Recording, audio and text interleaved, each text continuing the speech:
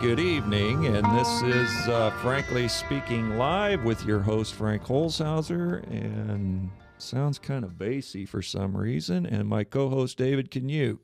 Maybe just got some soul this week. Yeah, I got some soul. Maybe it's my voice sounds a little raspier for some reason. I'd like to join the show. Do you have that, Maddie? Please call 515-244-0077. So that's for everyone out of state or local. Did you have a good Amnesty Day yesterday? Yes, it was. Did you celebrate? Yeah. Did you go down to Taco John's and get yourself an extra thing of potato olays? Yeah. You freed the potato olays from the oppression of Taco John's. Well, I take exception to the people who. Fallon had a guest on his show one time that made reference to the fact that the Hispanics feed us. No, they don't feed us. I'm sorry. They don't own the fields. The produce is not theirs. The fact that they're being paid to pick it is not feeding us. Right. So, I mean, somebody else would have that job if they didn't have that job. That's right. A citizen would have that job. And I think if Americans got hungry enough, that produce would get picked. Right. Exactly. The way to have solved the immigration crisis was to have the IRS go after anybody who's caught with illegals on their payroll. So you pass a law that says, okay, you got illegals on your payroll, your company gets charged 75% of its profit in taxes. I guarantee you there would be a mass exodus down to the border because none of those people would have jobs because the Chamber of Commerce, big businesses would not be taking the risk. Well, the immigrants that has been coming to the country, the stream has been slowing because our economy's been very poor. So that makes sense that we need to we need to have a verify system. I mean, when you run your credit card or whatever it is, they know instantaneously whether you got credit. That's the same thing that employers need to find out whether somebody is legal to work in this country. Well, they kind of have those systems. They just overlook. They just turn a blind eye. Well, basically. Sure. Right. I mean, I've got to get my social security number and everything. I've got to fill out IRS forms and everything when I start a new job. Well, it's just like the laws that we have to control our guns in the country. We don't need any new laws. We just need to enforce the laws we already have. Right. Here's the thing. I don't think the illegal tide has slowed. It's just they're separating them out from people who are not part of the Obama-sponsored amnesty train that are coming up here. You know, remember all the buses and everything of the illegals that are coming up there. So they're separating those people out from people who are just crossing the border on their own. But there's a good question. What happens to all of those people who were brought over through that Obama program? Well, that's nothing's going to happen to them. That's a good question. Here's also a good question. So you've got amnesty for anybody who's been here for longer than 5 years. So if I've been here 3 years, does that mean if I wait another 2 years, I'm in?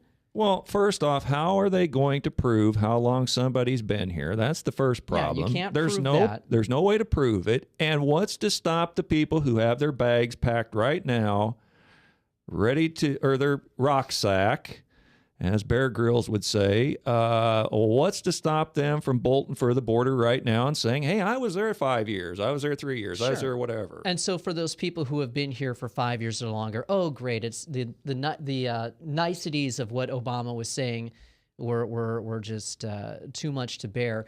Oh, well, you get an easier pathway to citizenship, so you don't have to worry about being deported.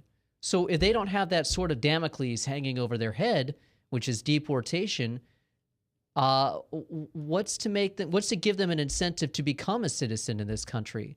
Oh, I get to become a citizen, and then I get to get boned on all the high income taxes that we pay that I'm not paying right now. I'll tell you what. Right now, I think that would solve the whole thing. What's that? I think that Congress should make a law that says we'll legalize everybody that's here illegal, but you never get the right to vote in the history of your life as long as you live in the United States. And I think the Democrats would shut the debate down tomorrow. Well, they're not going to be able to do that because they don't have any voter ID laws. So they're just going to go off the same rules that they've been doing. I mean, that's a good idea in theory, but that wouldn't work. The answer, there's a twofold answer. Number one, they have to file articles of impeachment immediately. This is a flagrant violation of the Constitution, yet another violation of the Constitution that Barack Obama has guilty of. So they need to file articles of impeachment immediately. This cannot stand. Second, the governors of the United States of America need to issue their own proclamations saying that this is an illegal order and that the laws of the United States that are on the books will be followed. So, and that means that they're directing their law enforcement to continue deportation procedures if they catch anyone who is here illegally. So the states themselves need to assert their 10th Amendment rights of sovereignty and buck this illegal executive order that was proclamated by Obama yesterday. The guy that just got voted into office in Texas, I believe, has come out with about the strongest. Well, I won't call them threats, but the strongest warnings to Obama that shouldn't follow through with this. So, well, I wanted to talk about something this week, and you and I have some disagreements on certain things. We have a lot of agreements. We have some disagreements on certain things. And we had a little bit of a battle royale. It seemed as though a little battle royale. And I'll just, in interest of disclosure, I've been feeling a little under the weather this week with some bouts of dizziness and eyes sensitive to light and etc. as the day goes on. And so I'll obviously admit I was feeling a little owly, and so we had a little bit of a lively debate, let's say. And so I thought I would just show you and show the audience here something a little interesting that I grew up knowing from the time I was a little kid in church school, and it has kind of fixed the way I view the world. So it's not to say that anything David says on the show is wrong or right, or what I say is wrong or right. It's just the way I view it. So, Maddie, if you'd bring that up. This is the statue that King Nebuchadnezzar, however you pronounce that, had, and when he was the king of the Babylonia Empire, and Daniel obviously interpreted this dream for him. So I go on here to write this week. Every now and then throughout history, God gave men glimpses into the future. Such was the case with Nebuchadnezzar, king of Babylonia. The king had a dream that none of his kingdom's wise men or magicians could interpret, but God chose Daniel to fill that purpose. All accounts say, or some accounts say, when Daniel stood before the king, he may have been as young as 15 years old. So parents take notice of the trust God places his precious youth in your hands. But Daniel and his 3 comrades sought God in prayer, and Daniel hence revealed to the king his dream. The 4 worldwide kingdoms would exist from that point. And, of course, the king didn't know this dream, so Daniel had to interpret to him. And obviously, the king of Babylon, Nebuchadnezzar, was very impressed because he was the head of gold, And so that was quite impressive to him. But these 4 kingdoms would exist from that point, Babylon, Medo-Persia, Greece, and Rome being the last. Europe would never again cleave one to another, as Napoleon and Hitler would rudely later find out. Iron and clay just would not mix. What was the purpose of God to reveal this insight? Well, for one, it was to show that any earthly kingdom can only be temporal at best. And 2, that God had the power to enthrone and dethrone kings, and that he is in charge despite the evil that prevails.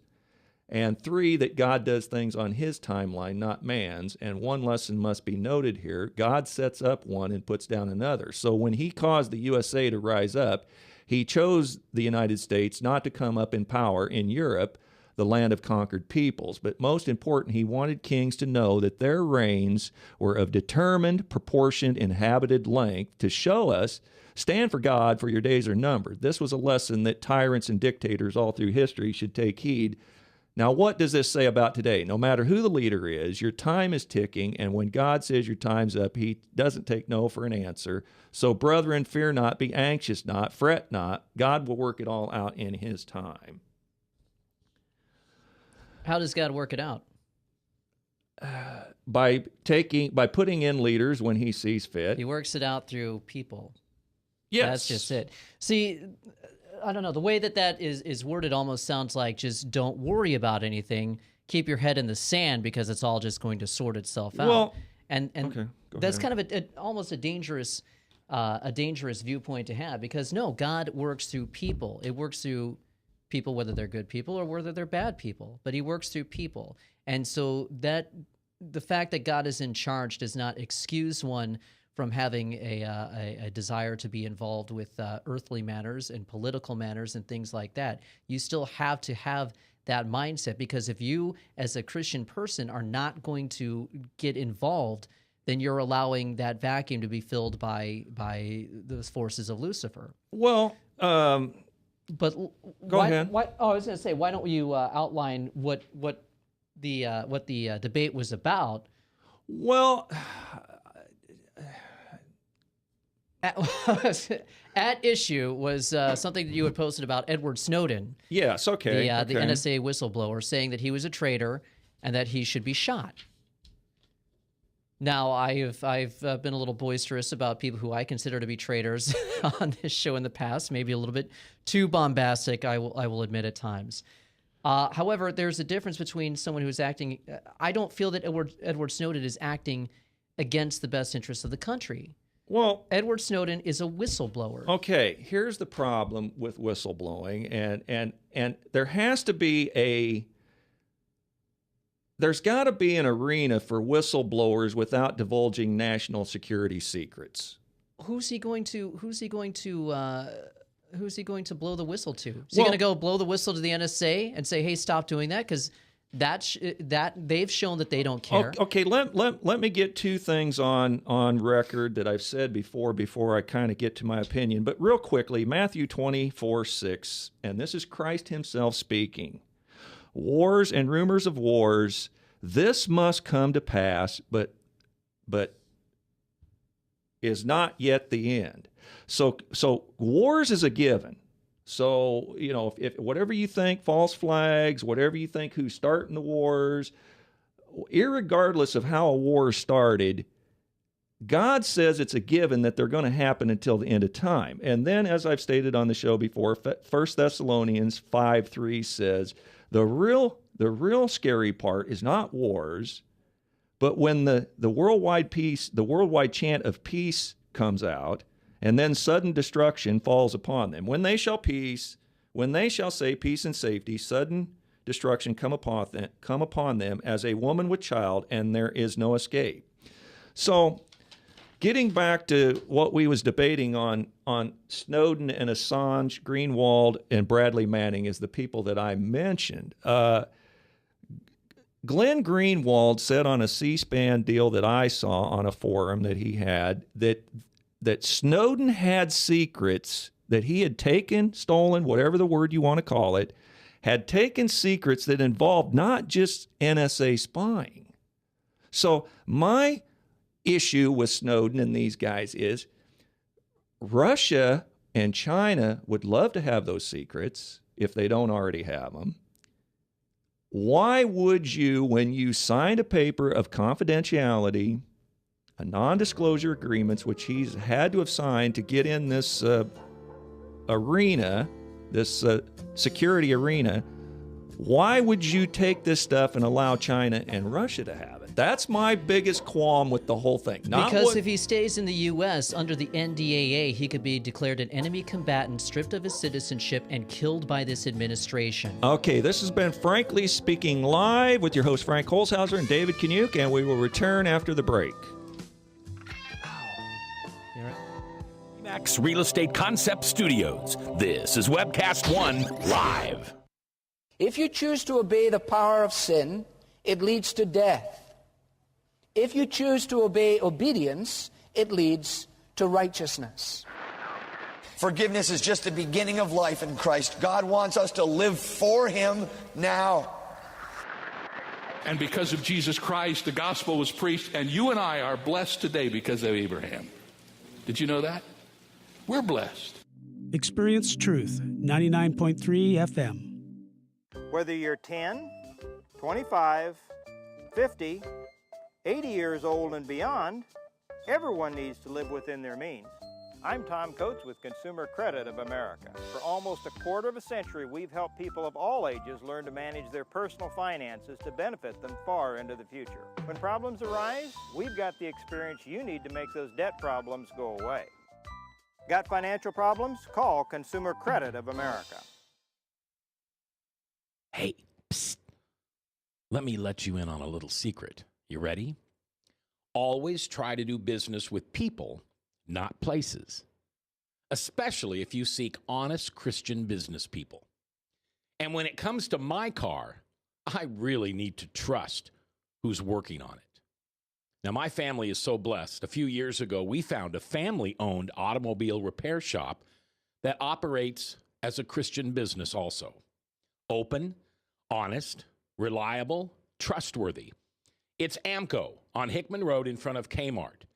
And it's a family-owned Christian operating business. This family treats your car as if it was their car. Everything from oil changes to transmission repair and everything in between. So the next time you feel the need to be at peace with your choice of who you can trust with your car, give AMCO on Hickman a chance to serve you. And tell them Max sent you. The only way we come to know the Saviorship of Jesus Christ is by bowing and acknowledging that He is Lord and King over all the earth. Jesus Christ died on a cross, paid the penalty for our sin, and by repenting of our sin and accepting Him by faith, what He did for us, we are forgiven. Salvation is not a combination of faith and works. Salvation is by faith alone in God. Experience Truth, 99.3 FM. From the RE/MAX Real Estate Concept Studios, this is Webcast One Live.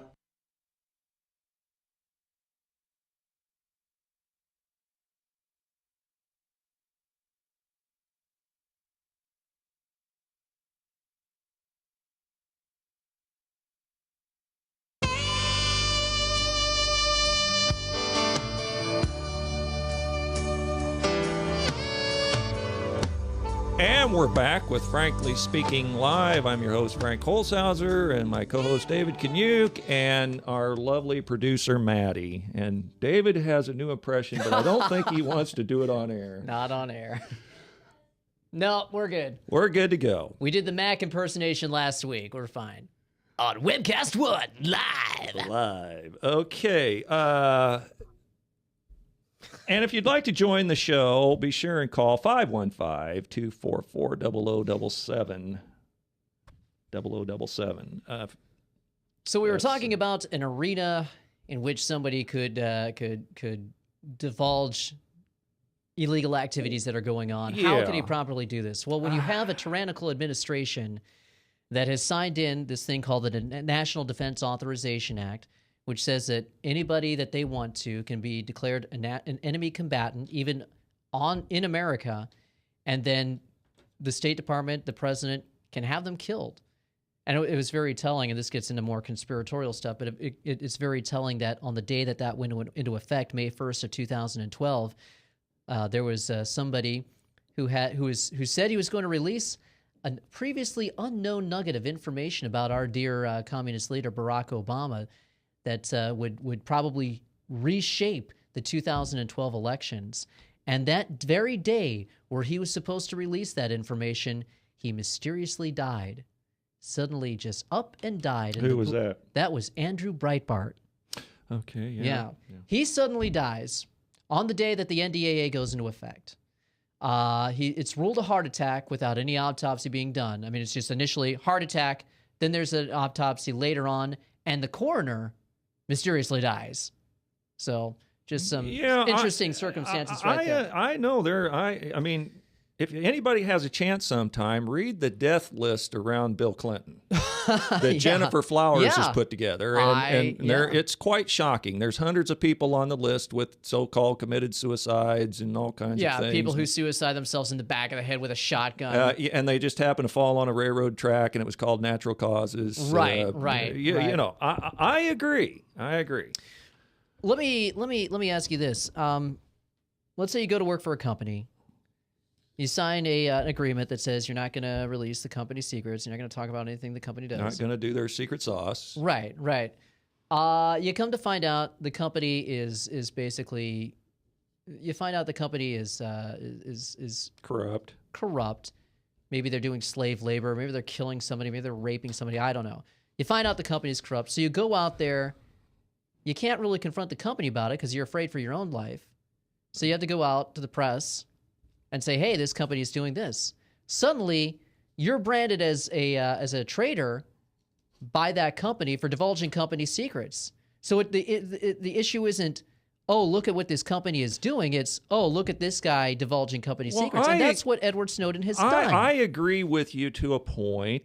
There has to be some arena. If we're going to have these covert operations, there has to be some arena for whistleblowers to come forward. But here's the problem that I have with Snowden. It's called the First Amendment. That's the arena. Here's the problem I got with Snowden. Was he that naive to think that our government is only going to keep good secrets? I mean, the fact that we got a secret is a pretty good indication that a lot of them aren't going to be good secrets. There's a difference between keeping secrets, though, which I'm all for keeping, and divulging criminal activity that is going on. Collection of metadata, listening into our phone calls, keystroke recognition, and all of that stuff that has been revealed are direct violations of the Fourth Amendment of the Constitution. Well, as I told you, my father in 1960s told me to be careful what I said on a landline, because in them days, J. Edgar Hoover, there was 280 million people in the country, and J. Edgar Hoover said he had, I think, files on 200 million of them and was closing in on the other 80 million. And does that make J. Edgar Hoover any more right? No, but what it I'm not saying it to justify it. I'm just simply saying it's naive for anybody to think that we're not being spied on. I mean, that comes as no shock to me. Now, maybe the methods of what they're doing may be a new revelation. But I readily accept when I get on this Facebook, I readily accept that I'm putting stuff out there. I mean, it's a little bit of buyer beware. You know, if there's certain things you don't want to know. Now, if somebody is using your cell phone as a microphone to tap into a private conversation, now that's an issue. And that's what the NSA is doing. They're collecting all these pieces of data. And then when you have a government that, there was a report that was released back in 2009. This was leaked from the Missouri Information Analysis Center. It's called the MIAC report. There are fusion centers in every state in the union, so this went out to all the states. But this was a report stating that the government views Ron Paul supporters, Chuck Baldwin supporters, Bob Barr supporters, anti-abortion activists, constitutionalists, et cetera, et cetera, et cetera, et cetera, as potential terrorists. So they're classifying you, they're classifying me as terrorists and giving themselves justification to listen in on our conversations and act against us. Now, we're not acting against the government, but the government is acting against us. And that's a violation of the rights that have been guaranteed in our Constitution.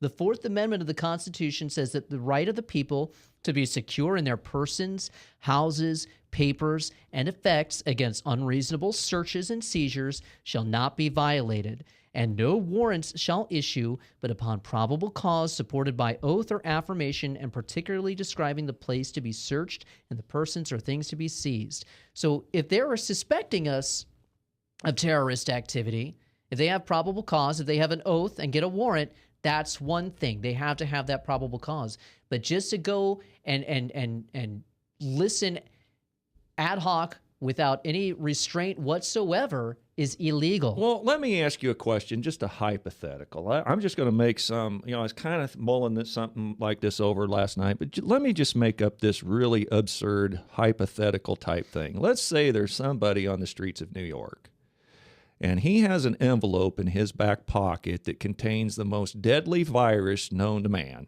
that it's inside that envelope. As soon as he takes that envelope out of his pocket and opens that envelope, it's all over in New York and is going to spread nationwide. You would be the type of person, I've heard Jesse the Body the Ventura, other people say the same thing, that they don't want to sacrifice any liberty in the name of safety because they feel like that is going to devolve into a slippery slope down into no liberty. And I will even agree with that to a point.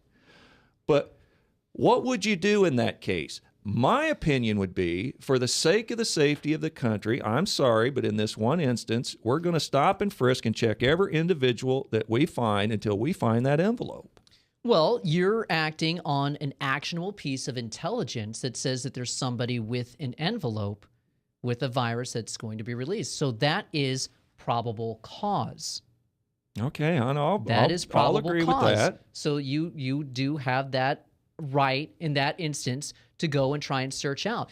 The difference is what the NSA is doing is they're just searching anybody, looking for any envelope for any crime whatsoever, just to try and open that envelope and see if there's anything inside. That is illegal under the Constitution. So the people who are going and doing that frisking, those are the people who are the traitors, not Edward Snowden. So can we agree on one point that even Chuck Schumer, as radical as he is at times, I've heard him make this point, that the president in those type of Jack Bauer 24/7 situations where somebody has something, the president does have to have a certain amount of liberty to, in an emergency, actionable intelligence situation, stop something like that. In an emergency situation, correct.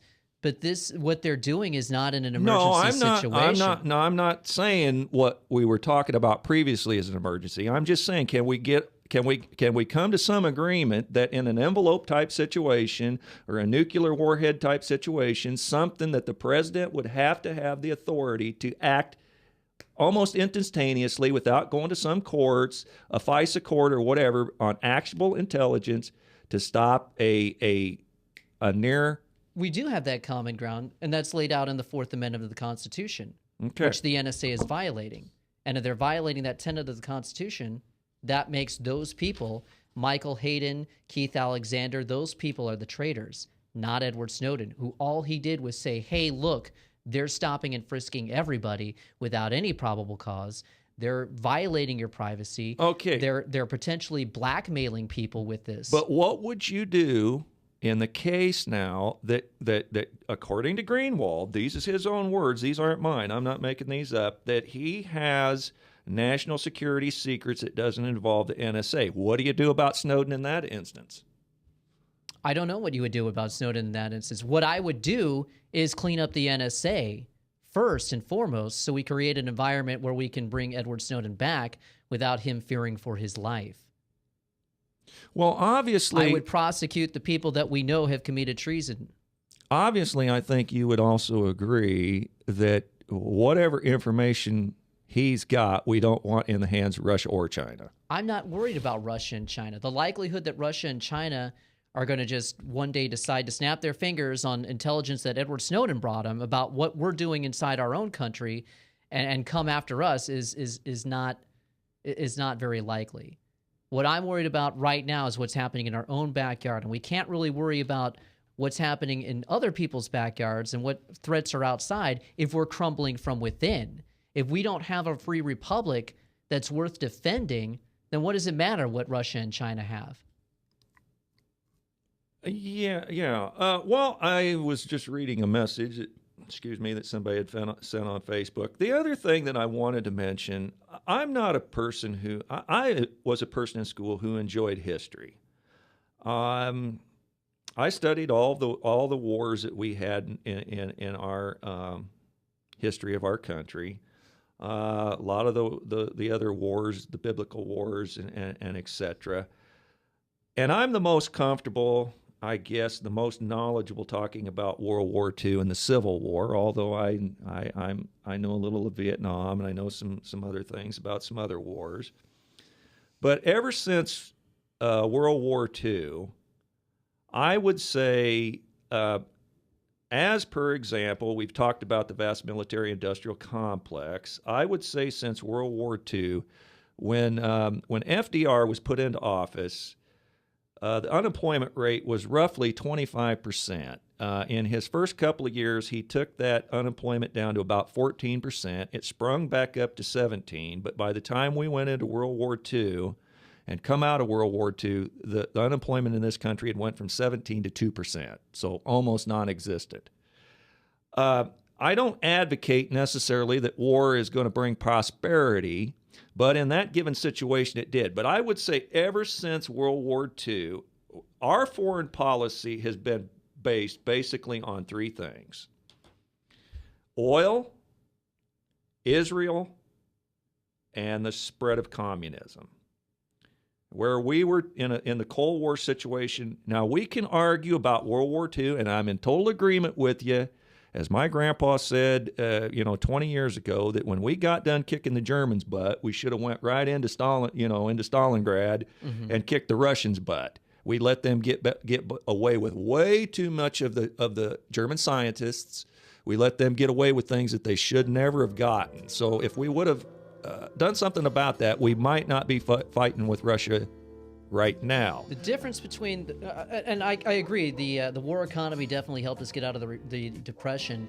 The difference between that war economy and this endless war economy that we have right now is that we had manufacturing here, and the manufacturing is all gone now to foreign powers. All right. Well, we'll be back to discuss this after the top of the hour break. This has been Frankly Speaking Live with your host, Frank Holzhauser, and my co-host, David Kaniuk.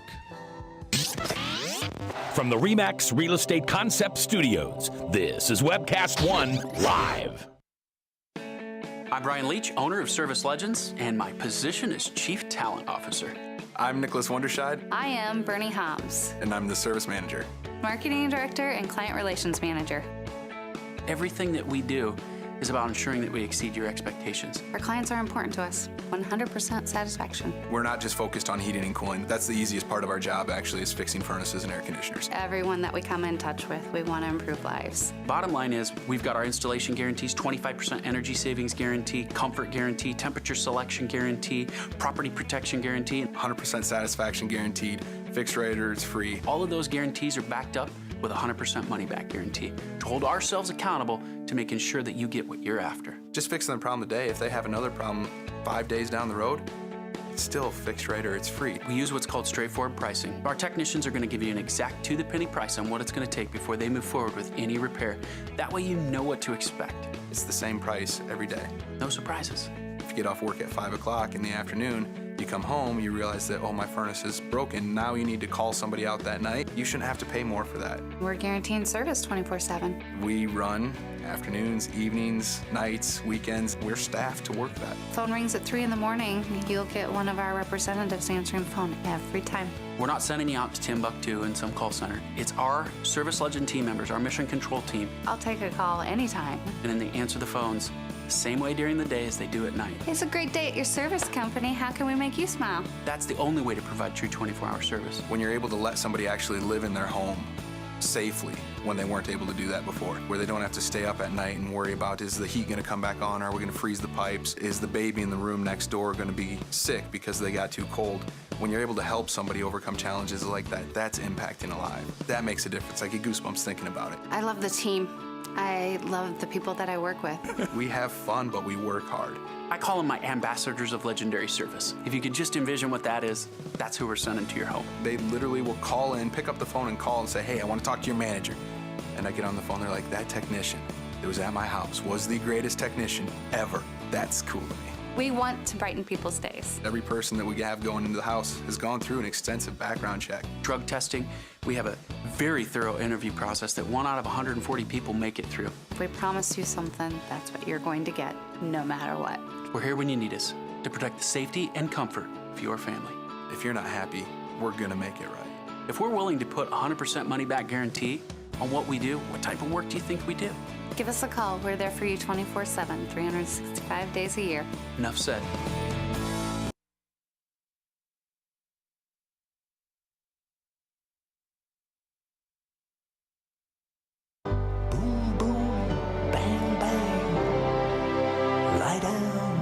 And we're back with Frankly Speaking Live. I'm your host, Frank Holzhauser, and my co-host, David Kaniuk, and the lovely and wonderful Maddie producing. I want to get on here to what's going on in Ferguson. I wasn't, staying right on top of if that grand jury had made a decision yet or not. But I just wanted to just touch a final point on what I started to mention on our foreign policy strategies, what it seems to evolve to since at least World War II, in my estimation. We're in these foreign countries, and I don't think there's any shame to have blood for oil. That's just me. Now, maybe some other people might take exception to that. But our national security interest, whether Ed Fallon likes it or not, is fossil fuel and oil, natural gas, et cetera, et cetera. Then the other hotbed issue over there in the Mideast is Israel and our relationship with Israel. And I suppose they feel like it's an unfair relationship. And then obviously our desire to checkmate or try to checkmate the spread of communism after World War II, which we knew as the Cold War. Now, I'm not trying to excuse any of our foreign policies and what the CIA is up to and some of these spy agencies and the stuff that kind of might potentially create these false flag operations or what have you. But can we agree at least that we're in these countries for a reason, and we're in it for fossil fuel. We make friends with some despots and some dictators and some less than desirable people. Sometimes we get caught in a situation where we make the choices of the better of two evils, like the situation in Egypt. Mubarak was a criminal and a despot, but he's a better person than the Muslim Brotherhood or whatever we got in there now. Same with Assad in Syria, same with Saddam Hussein, same with Gaddafi. Well, I think the problem is that we continuously we don't learn from our mistakes. Yeah, Mubarak wasn't a great guy, but he's better than having the Muslim Brotherhood in there. You're right. Assad is not, the greatest of person. I'm not somebody who champions Assad, but I certainly would rather have Assad in there than have, radical jihadists called ISIS in there. My deal is, why are we trying to fund these radical groups to go in there and bring down Assad? Why did we fund the Muslim Brotherhood and then tout it as a great victory for democracy when Mubarak went down, and then subsequently when the Muslim Brotherhood and Morsi was brought down on July 4th, 2013, in the largest political demonstration in the history of the world, we said absolutely nothing. I thought that was very telling. Why don't we learn from these mistakes? That's my question. If we had a non-meddling foreign policy, then perhaps we wouldn't get into all these jams that we seem to be getting into. That's part of the problem. How do you have this non-meddling foreign policy when you're over there in their land? They then get out. How are you going to get the fuel out? How are you going to get the fossil fuel out? It's our technology. Trade. If we still had manufacturing, we probably have better sources of energy than oil right now, but we're staying beholden to oil because of deals that we worked out through Nixon, Kissinger, and George H.W. Bush with the Saudi government back in the 1960s. But it's our technical advisors. It's our equipment. It's our drilling techniques. It's the stuff that we provide that helps get the fossil fuel out of the ground. Left to themselves, I don't know that they can do it. But the point is, how do you have a footprint over there without meddling? I mean, it's almost like an oxymoron. Free trade, capitalism. That's how. You don't have to go and screw around with their governments. take down the leadership in Iran and put in, the Shah of Iran, which then causes resentment and leads to the Ayatollah, etc. Okay, what if we don't do anything, no meddling, except just for our footprint getting the oil? There's still Muslims over there that take exception to us being on quote-unquote holy land or whatever. I mean, I don't know that there's a solution to that problem. The Saudis don't seem to take exception to it. Money talks. That's the thing. But there's a certain... Yes, I agree with you. I concede that point. But there's some people that like Ed Fallon, I don't think there's anything since the Industrial Revolution in 1830 that this guy's liked. I mean, in other words, there's people that would like to take us back to the Stone Age. And those people are doofuses. I agree. And there's a lot of these hardcore Islamists, Muslims, that... and those people Sharia law. Right, and that's very true. And those people are doofuses as well. The problem is by continuing on with our imperialistic footprint, that is just radicalizing more of them to hate us. If you didn't have that footprint, if you approach them without meddling, if you approach them with friendship and free trade and everything, and I'm talking about the good free trade where we're actually exchanging goods and services and helping build our manufacturing base.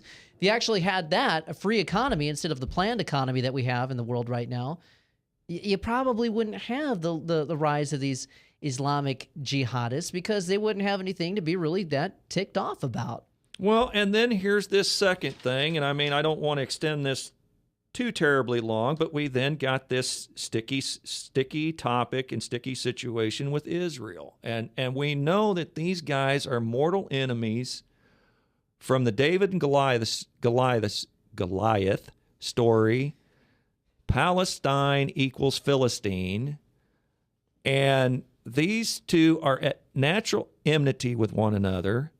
And the Arabs kind of side in with Palestine. The U.S. sides in with Israel. So there's this contentious thing going on. And a lot of our national security, a lot of our foreign policy is built around protection of Israel. And I understand that. I think that there is a solution to that. I don't have quite my finger on what that solution would be right off the bat there, but I think there are better ways than... It just seems like we're repeating the same old mistakes. I mean, isn't the very definition of insanity repeating the same actions over and over and over again and expecting a different result? Yes, that's what our foreign policy is. I understand. I agree with you, and I understand what you're saying. But the problem of it is we get in these situations, and we get caught between a rock and a hard place because we don't really want to, per se. So why would you want to continue on that same course? You've got to have the oil. You can still have the oil, just don't have the imperialism. Free trade, you will have the oil. Okay, friendship, you will have the oil. We'll continue this conversation because. Well, can I bring it back to an original point about Snowden? Go ahead. You had a nice graphic and everything on the screen trying to explain what you believe in, and I just want to bring this back to end times as well. Okay. We both agree that there will be an end times kingdom. There will be the Antichrist on earth. There will be a one world government that is going to come about from all of this. The reason that you should be concerned about the NSA spying on you internally is because that's part of that beast system. You see, this gets into, I think, a larger thing that we don't really have time to, but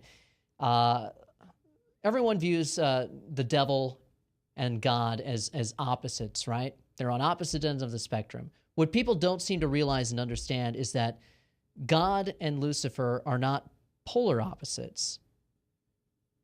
The devil is not equal to God on the opposite end of the spectrum. God is all-powerful. God can create from a snap of his fingers. He can create. The devil cannot do that. The devil can only tear down, but he does not have the ability to create like God does. All right. So in order to come onto the earth as God, he has to be able to build himself as a counterfeit kingdom. Yeah. He has to be able to present himself as God, but he can't do it in the way that God would be able to. He has to counterfeit all of God's powers, basically. I made this point that God doesn't have this luxury, but Satan can use any recipe of truth and fiction that he wants. He can use 99% false and 1 drop of truth. And here's where we're coming into the point here. Lucifer is going to do this through various technologies.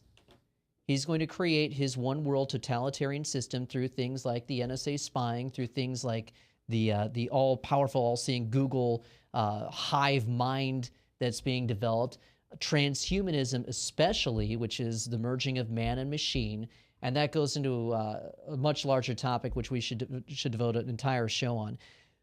So that, in a nutshell, and that's a very, very basic glossing over of why this is important, is because this technology is part of the setup for that Antichrist kingdom. Well, as I started to say, he can use 99 drops of falsehood, 1 drop of truth, or he can use 99 drops of truth and 1 drop of false. Right. Whatever the combination to suit his purpose, God doesn't have that luxury because God has to be 100%. And it's up to us to continue that fight against evil.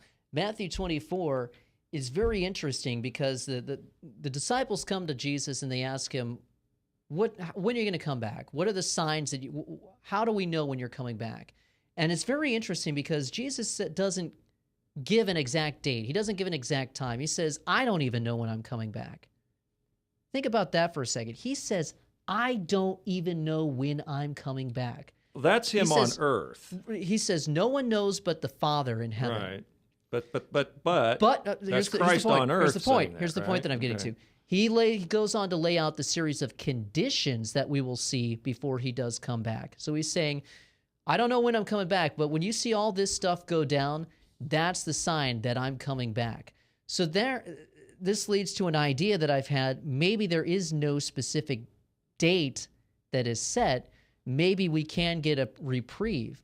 Because if enough people are still living righteously, enough people still follow God and don't let this evil take over, then there's no need for Jesus to come back at that point. But here's the point that I want to make with you. I guess this is the main, where did I write that down? Here, 1 Thessalonians talks about 5:3. When they say peace and safety, sudden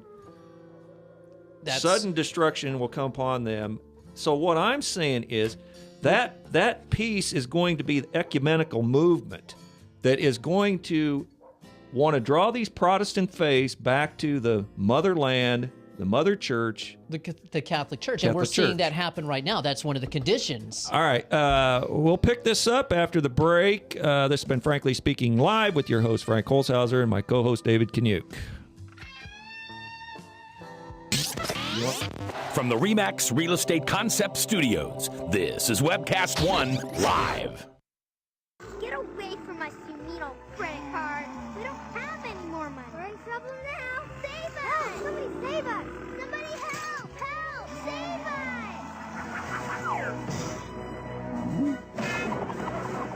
us! Hi, I'm Tom Coates from Consumer Credit of Des Moines. If your credit card's a little too animated, give us a call. Hooray! We're saved! Consumer Credit! You're our hero! Metropolis on everywhere. Metropolis on everywhere. See them here, see them there. You got bad credit? We don't care.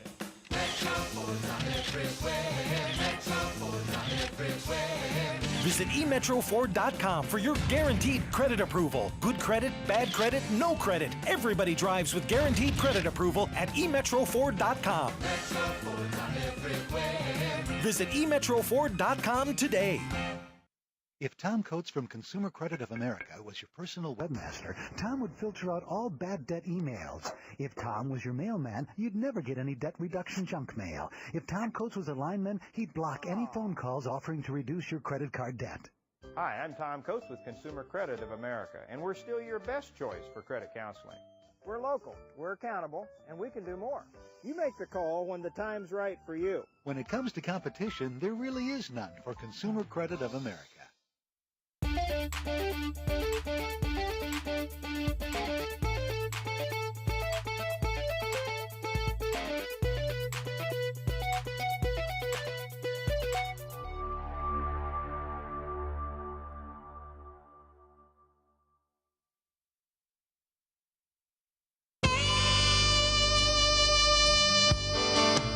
And we're back with Frankly Speaking Live. I'm your host, Frank Holzhauser, and my co-host, David Kaniuk, and Maddie producing.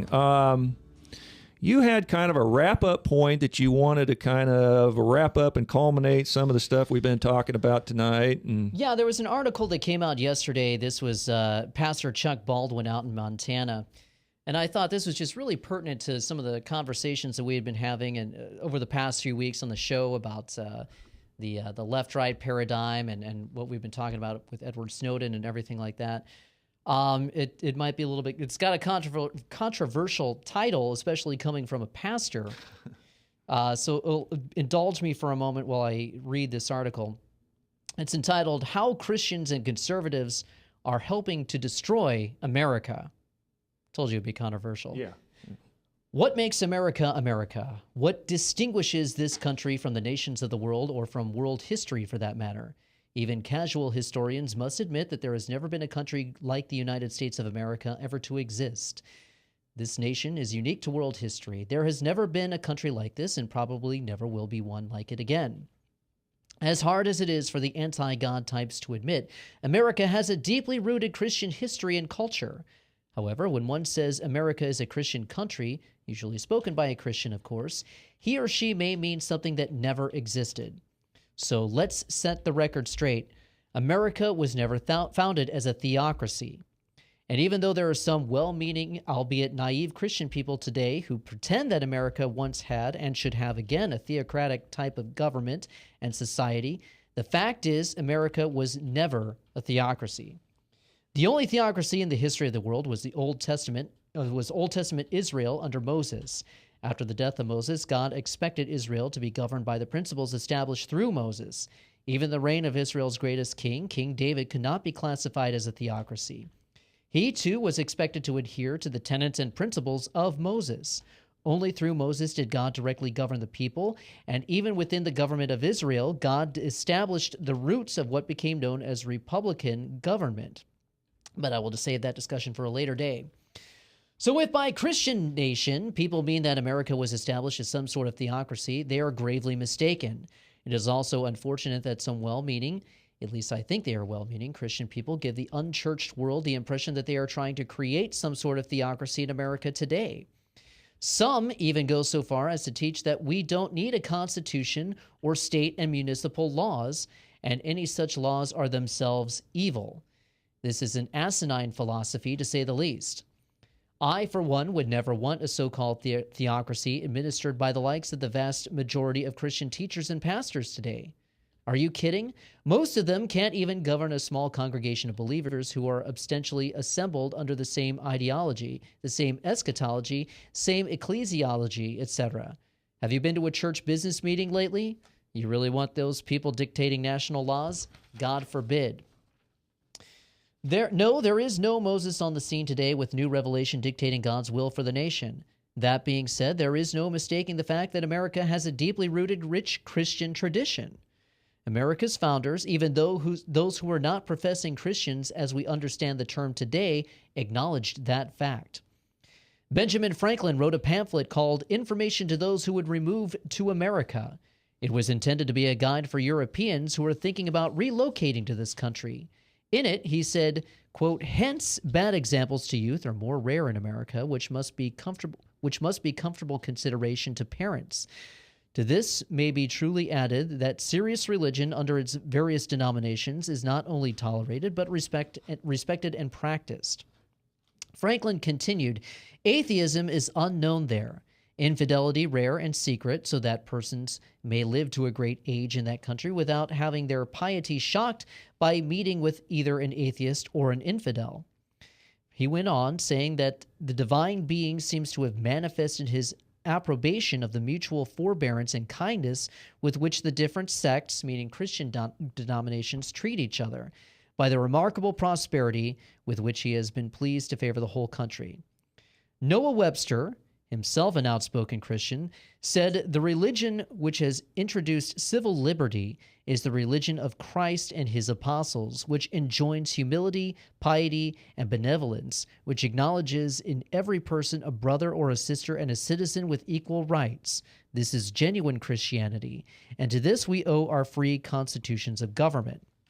Webster also said that when you become entitled to exercise the right of voting for public officers, let it be impressed on your mind that God commands you to choose for rulers just men, not just men, but just men who will rule in the fear of God. The preservation of a Republican government depends on the faithful discharge of this duty. Notice Webster did not say that we should vote for Christians. He said we should vote for just men who will rule in the fear of God. This is the correct model set forth in both natural and revealed law. Today, most Christians have never been taught this rudimentary truism. Daniel Webster also noted the following, saying, "Finally, let us not forget that the religious character of our origin. Our fathers were brought hither by their high veneration for the Christian religion. They journeyed by its light and labored in its hope. They sought to incorporate its principles with the elements of their society and to diffuse its influence through all their institutions, civil, political, or literary. There is the correct understanding of America as a Christian nation. America's founders never thought they were creating a theocracy, but they did have a high veneration for the Christian faith and sought to incorporate its principles into American government. The principles of the Christian faith included both natural and revealed law. The Declaration of Independence and Bill of Rights especially clearly illustrate the founders' understanding and appreciation for these principles. The Declaration begins, "When in the course of human events it becomes necessary for one people to dissolve the political bands which have connected them with another, and to assume among the powers of the earth the separate and equal station to which the laws of nature and nature's God entitled them, a decent respect to the opinions of mankind requires that they should declare the cause which impelled them to the separation.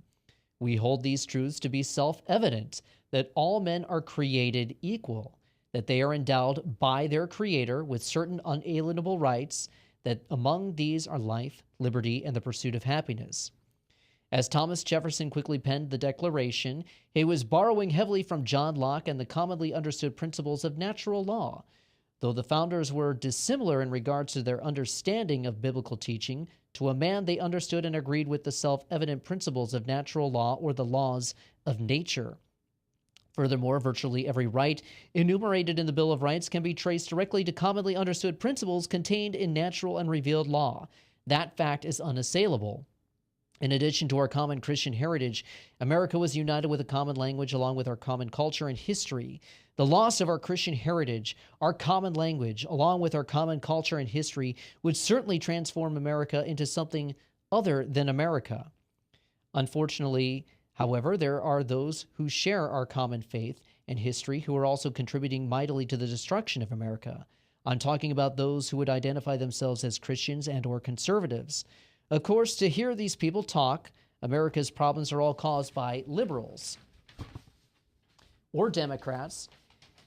They would also single out drug dealers, except they always seem to leave out certain politicians who are the true drug lords in America, pornographers, Hollywood entertainers, and similar sorts as being the cause of America's destruction. There is absolutely no question that a national breakdown of morality is seriously problematic to the survival of a free republic. No doubt about it. My only contention on this point is that groups mentioned above are not the true problem. They are symptomatic of the true problem. The real problem is the church. A soft, uncommitted, carnal, materialistic, lazy, and self-righteous church is the root cause of all of America's problems, including the ones mentioned above. And it goes on and on. We don't have the time to get through all of it, so I apologize for kind of bogarting that last subject. That's fine. But I feel very strongly that you should go to chuckbaldwinlive.com and read through the entire article, because it does tie in to what we're seeing today. These assaults against our Constitution, which was founded on Christian principles, the assault against our heritage with the amnesty and everything. These are all assaults on America and all assaults upon the principles that were outlined, the principles of God that were outlined in the Constitution. Well, we will pick up on this conversation next week because we still have plenty of ammo, and This has been Frankly Speaking Live with your host, Frank Holzhauser, and David Kaniuk, my co-host, and Maddie producing. And we will see you next week on Webcast One Live.